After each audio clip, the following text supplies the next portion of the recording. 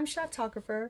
Today's shirt is saucy because we're about to talk about net worth. So hopefully we done got through all the debt and everything like that. And now we want to count our sauciness up. Okay, let's get into it.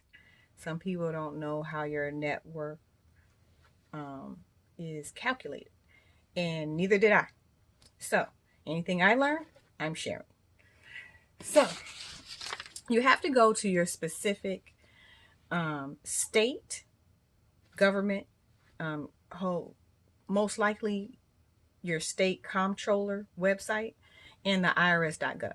Okay, because I'm not stating any rates or anything in this. So you need to go there and check out the rates.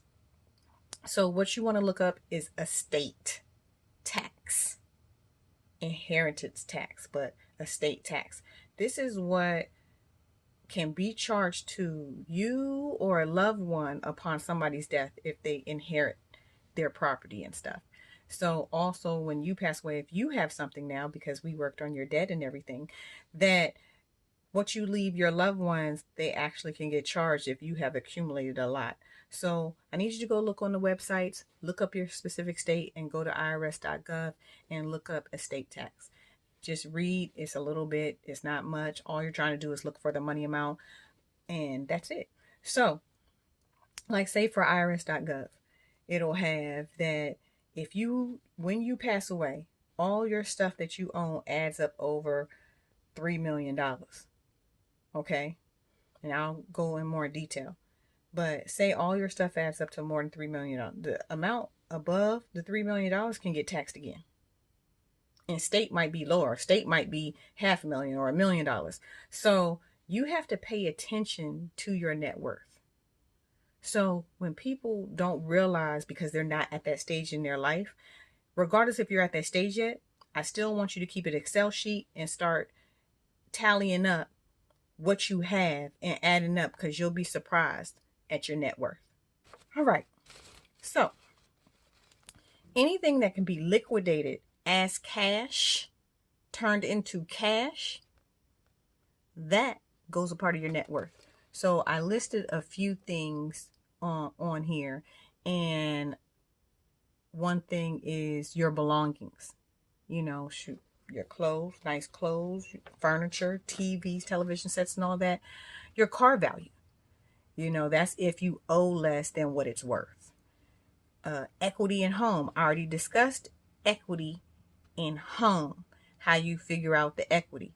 So the equity that is in your home, cash, they consider that cash. That at any time they can cash that out. So even if they're not planning on cashing that out, that still goes towards your net worth. So again, if your house is worth $300,000 and you only owe $100,000 to the bank, $200,000 has to be put down as a part of your net worth as of today. So this is what I'm talking about. You need to know things about your life, because you'd be like, I didn't know I was worth $200,000. Yes, if you have equity in your house, that's how much. All cash, of course, in savings, checking, retirement accounts, all that. This was the last thing I did not know at all. Your life insurance policy, cash. So think about it. You die, cash gets sent out. So your life insurance policy, add up all those things, equity in your house, your belongings, your TV, shoes, whatever, add up everything together, your life insurance, everything, tally that up. And as you buy stuff, keep adding to the list, and be mindful of the taxation laws for your state and the IRS Gov. I've been asked by people like, Key, why are you doing the will? Like, is there something I should know? Are you dying? You got an illness? I'm like, no, none of that. A will only goes so far. You can specify certain things to go to certain people. When you pass away, if you don't specify anything, then the people be like, okay, well, we're just going to divvy this up, cash out, I don't want it. And you're going to be fighting in court, because it's like, no, I want to keep this. Well, then give me the money for my half of that, whatever, whoever you leave in the will. So in the will, if you want to designate, oh, my jewelry goes to my daughter, oh, my clothes will go to Goodwill, then there's no argument. it's in the will. What's not covered by a will, because a will can only get so detailed, I do a letter of intent. Now, if you look up letter of intent, it cannot be used in court, but at least with the letter of intent, somebody can bring to court if somebody tries to go to probate and say, oh, I'm challenging the will or whatever like that. That's not what she wanted. I do a letter of intent so I can speak beyond my death. Yes, this is what I wanted. And I specify, and they can be like, no, she did a letter of intent. And Your Honor, I got an email where the person trying to say she didn't want it, they got the email too. When I do my letter of intent, I don't only do it to my trustee, but I also do it to the people that's in my will. Here's my letter of intent. Don't sit up there and try and act a fool in court and you knew exactly what I wanted. Sometimes if you have property and stuff that can be liquidated as cash, if there is no will and there's debts out there to be paid by the person that has been deceased, the government will come in and liquidate everything and pay off the debts, and what's left over, if anything's left over, then that's what you get. A will stop the government from coming in and just saying, hold off, you have no rights to anything. We're going to liquidate everything we get to pay off their debts. So sometimes, to me, it's easier to have a will.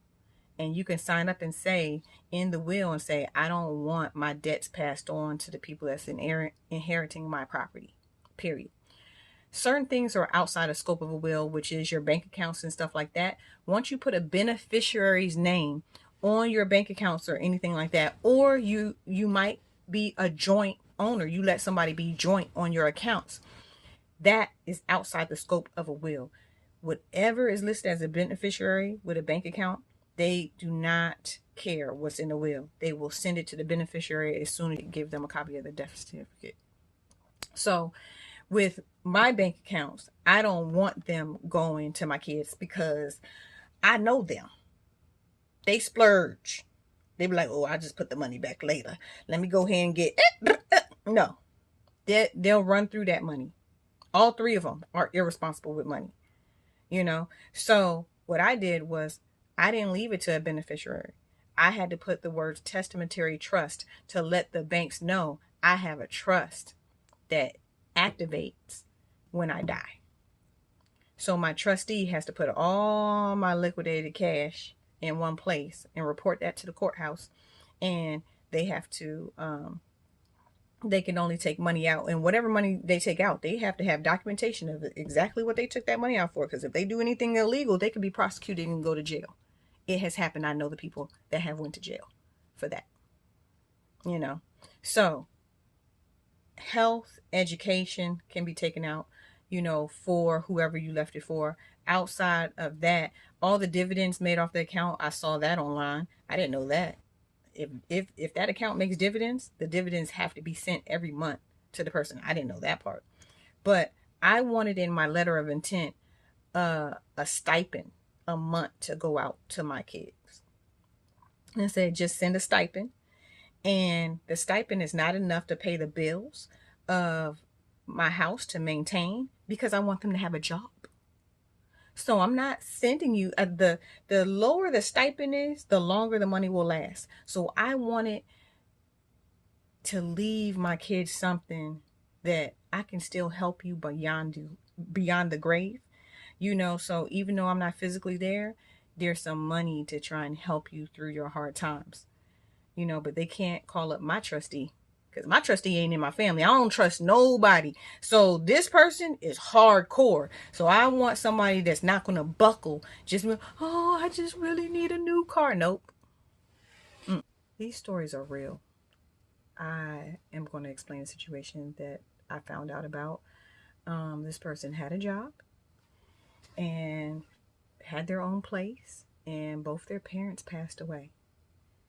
They left them their house, their cars, and those life insurance policies probably added up to almost $1 million together, if not more. The person quit their job, moved into their parents' house, and became homeless. Because you have to still either pay the mortgage if they owe the mortgage, or you got to pay the county taxes and the homeowner's insurance. So understand, these stories are real. People that win the lottery and then end up homeless, you know, I want my kids to be responsible, and they're not. So I'm not going to set them up for failure. So this is another reason why I did the testamentary trust and did a letter of intent saying that I only want them to get like $1,000 a month. So I'm already setting them up that they have to have a job. And I based it off of like having a job at McDonald's. If you at least worked at McDonald's full time and took extra shifts, you'll be able to maintain, all this with that stipend to help you. But know your children. If they ever come across some money, watch, observe. But I don't want my kids to be homeless. If you know me personally, you know that will pull at my heartstrings from the grave. I don't want them to be homeless. I don't want them that they don't have a roof or can't eat. So know your kids. Watch what they do with bulk money. Watch and see if they save it. Mine? No, they won't. So no. Okay, I was listening to my edits and I realized something. Just because I'm not married doesn't mean other people aren't married. So this actually real life happened. Somebody was married, but they were contemplating getting a divorce. But they didn't put any actions out there on paper saying anything. So guess what? They passed away before any documents was done. The spouse got everything. They had, I think, about 7 kids out there, and all grown kids. But the kids were devastated because they knew what was going on. It just wasn't documented. And the person didn't just pass away. They, I think, drifted in a coma for a little bit, but they weren't coming back. So guess who had all the power to pull the plug? The spouse. They couldn't stop anything from the spouse receiving the property, money, or anything. The only thing that was not touchable was that on her bank account, or a couple bank accounts, she had put a joint owner, and it was her sister. Once a person passes away and there is a joint owner listed on the bank account, the joint owner becomes the owner. There is no fighting in court. They were the ones on the account. So if anything listed as a beneficiary, like if she listed as beneficiary on her life insurance policy to her kids, her 7 kids or whatever, the spouse can't touch that. But if there's nothing listed, no documents, guess who has the power? The spouse. You can't get mad at somebody that passed away that didn't put it in writing. You can't get mad at the beneficiary that's going to get it. It's the law. You're married? I'm sorry. Unless they specify on the documents at each different agency that they wanted to go somewhere else, the spouse is going to get everything. So, sorry I was only covering kids and not spouses, but I just wanted to put that out there because some people just don't know. You can't procrastinate on doing something when something comes up. Get it done quickly. Don't say I have time. No. If something has changed in your life, just like I said, I couldn't delete quick enough, because sometimes it takes time to get in to finalize your will, because the first thing they got to do is send you all these worksheets. You got to fill them out, send them all back. And then, they got to draft the will, and then they send it to you, and then you got to read through the will and make sure everything's correct, all the names are correct, everything like that, then send it back, and then set up a date, an appointment date, to actually go in with the lawyer and sign it. So the lawyer will have a witness there. So it has to be a lawyer, a witness, and you sign. But everything got to be finalized before that ever happens. So it took like over a month before I got to the appointment to actually sign it. You need to document.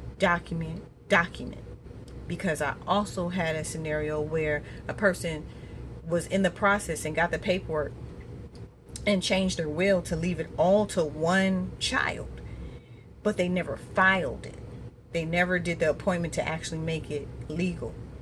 And in their death, when they was clearing out the house, they found it.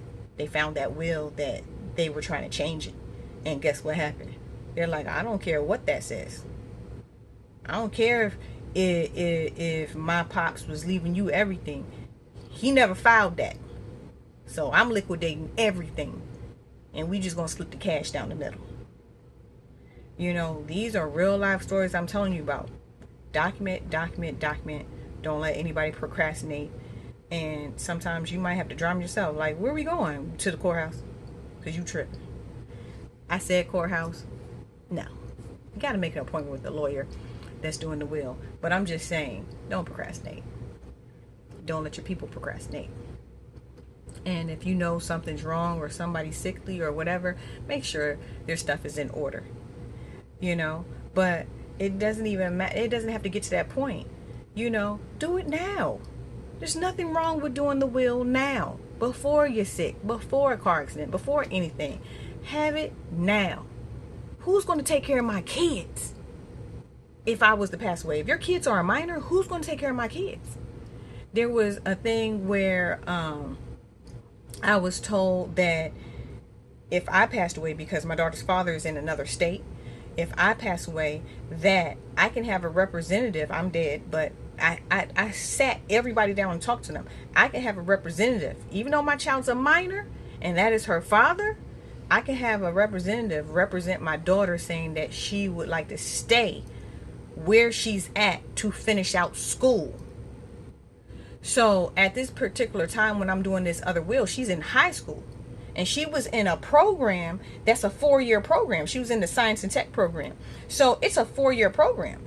I asked her father, do you have a science and tech program where you live at? He researched it, said no. So I'm like, oh no, she's not going to start a science and tech program and not finish it. So you can have a lawyer represent the kid that she'll stay where she's at and not change their environment. This is stuff you need to know. Do the research. If you was to pass away, what agencies need to be called? I was military. So you got the military people you need to call who does my retirement check. You got the VA hospital. They need to be called. You got Social Security. They need to be called. Everybody needs, know the agencies of, if I die, what happens? What is my child entitled to? As an adult, are they entitled to anything? What can happen? After you find out that information, be like, what form has to be filled out? Print off all them forms, put them all in a notebook. Upon my death, this is what you do. I also did an Excel sheet, and I have to update it constantly, which I'm behind on. But of my username and passwords of all my accounts. And I'm like, look, if I'm to pass away, okay, this is it. Now, the death certificate should allow them to go to the bank and say, hey, I don't know my mom's username and passwords. But I did a document. I secured the document. That is not printed off anywhere. So I secured the document and say where you can get this document at. And, because you don't want to have that floating out there and be like, ooh, that document's in her house somewhere. Let's break in, get that document. Well, no, don't touch none of her furniture. We don't need that. We got our bank accounts. She good. She Gucci. So, no. Prepare for the worst now. And say, this is what you do. This is who you call. There's nothing wrong with me. But I still have a notebook prepared. Like, whenever I do pass, you got to call these agencies. The phone number might change. The form number might change. But at least they have a start. We good? Yes. This is food for thought. Because this baffled me when doing the will. Because you have to prepare for all scenarios. So I'm going to list some of the scenarios. You have to prepare for living but incapacitated.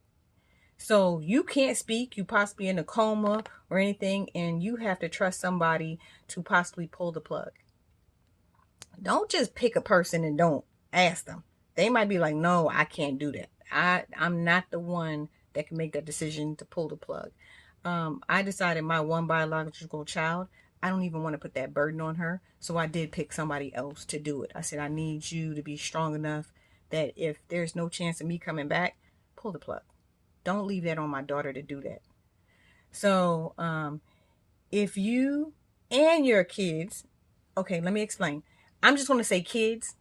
Okay, you could not have any kids, so whoever you're leaving stuff to. But I'm not going to just say all the above scenarios that you could leave it to. I'm just going to say kids. So if it's to your dog, kid. If it's to the maid, kid. If it's to a charity organization, kid.